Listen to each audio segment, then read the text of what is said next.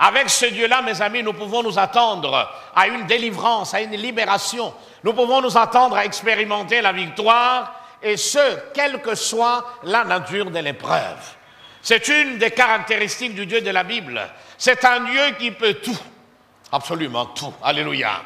Il est capable de trouver des solutions là où il n'y en a pas, car avec lui, tout est possible. Il est celui qui appelle à l'existence de choses qui n'existent pas. Lorsque les uns et les autres disent « oui, dans ces contextes, oui, dans cette situation difficile », eh bien, il n'y a pas de solution. Lui peut en créer.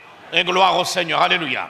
Donc, nous voyons à travers ce chapitre 12 comment le Seigneur a envoyé son ange pour délivrer un de ses serviteurs, en l'occurrence l'apôtre Pierre, qui avait été donc arrêté, qui avait été lié et jeté en prison, tout cela parce qu'il prêchait, il annonçait la parole de Dieu. Et Hérode, pour plaire aux Juifs qui étaient foncièrement opposés à l'évangile du Christ, a donc fait arrêter cet homme et l'a fait garder en prison le temps de le faire comparaître devant lui et puis ensuite de l'exécuter. Ce passage, somme toute, eh bien, s'articule autour de cette façon, de cette manière extraordinaire que Dieu a utilisée pour délivrer son serviteur. Tout tourne autour de ça, alléluia. En d'autres mots, il y a au cœur de ces passages cette délivrance glorieuse, cette délivrance extraordinaire qu'a fait l'objet Pierre de la part de son Dieu. Délivrance qui nous montre une fois de plus, mes amis, que le Seigneur est toujours là à nos côtés, peu importe la situation dans laquelle nous nous trouvons, peu importe l'impasse, mes amis, dans laquelle nous nous trouvons, peu importe les événements qui nous entourent, dès lors que nous lui appartenons, eh bien, nous devons savoir qu'il est avec nous. Il a promis. Il nous a donné cette promesse d'être avec nous jusqu'à la fin de temps. Et celui qui nous a fait cette promesse, devrais-je vous le rappeler, s'appelle fidèle et véritable. Ça veut dire qu'il se tient toujours, mais allons toujours derrière sa parole pour l'accomplir. Gloire à Dieu.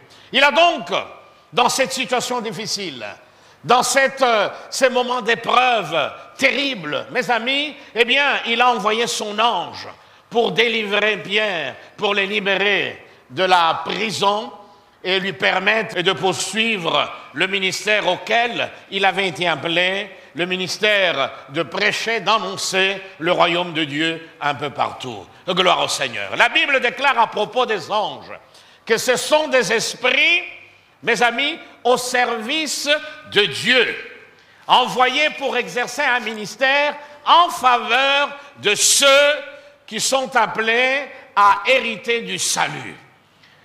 Les anges, les bons anges évidemment, eh bien, sont là comme des instruments que le Seigneur utilise pour pouvoir accomplir une œuvre en faveur de ses enfants. C'est pourquoi il est strictement interdit d'adorer un ange, quel que soit son rang. Tous ceux qui se livrent à un culte quelconque par rapport aux anges, mes amis, se mettent sous la colère de Dieu. Il n'y a qu'un seul qui mérite l'adoration, qui mérite la louange, qui mérite que l'humanité tout entière ploie ses genoux devant lui. Celui-là, eh bien, c'est celui qui est assis sur son trône et qui règne au siècle des siècles, à savoir Jésus-Christ de Nazareth, le Fils de Dieu.